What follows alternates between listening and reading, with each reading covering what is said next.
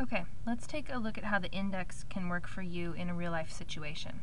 So, from the library homepage, we've gone to Find Articles, and then we scroll down to the index, and that'll take us to this page here. Meanwhile, so we've got the index ready to go pretty much. Meanwhile, let's say you were on Wikipedia and you were checking out this article on cloning, and you've decided that, first of all, because your English instructor doesn't want you to use Wikipedia as a source in your paper, that you should, but you think this is actually a pretty good Wikipedia entry, you've decided that you're going to scroll down to the reference list and see what other sources are listed as references for the Wikipedia article that you might be able to use in your paper. So there are definitely some links to full-text sources here, but there are also links to, for example, let's look at item number 6 in the reference list. It's an article by someone whose last name is McLaren, and they wrote an article called Cloning, Pathways to a Pluripotent Future, which was published in the periodical called Science. And over here you can see there are a couple of links, but these links aren't going to take you to the full text of this article.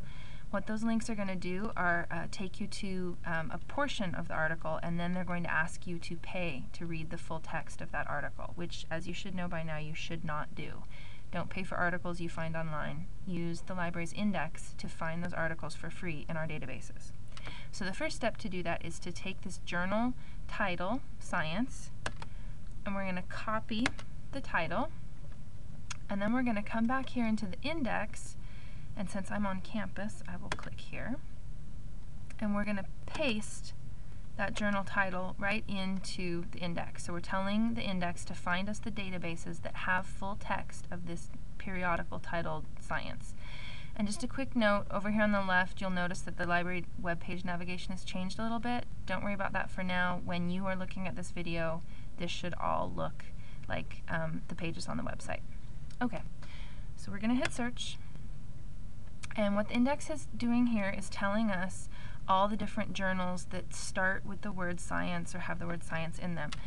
And I know just from previous experience that this right here is what I'm looking for. So Science is available from 1988 to 2005 in all these different ProQuest databases right here.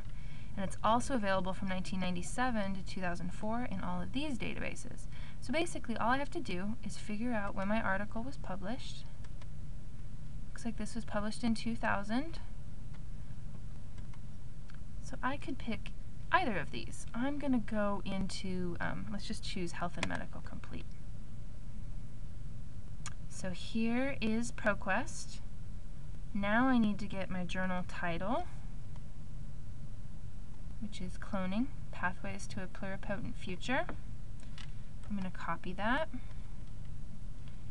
And back in ProQuest, searching the publication Science, I'm going to paste that title in quotation marks, remembering that by putting quotation marks around the title, it's looking for that exact title, that each word falling next to each other. Cloning, then pathways, then to, then a, then pluripotent, etc. Okay, I'm going to hit search.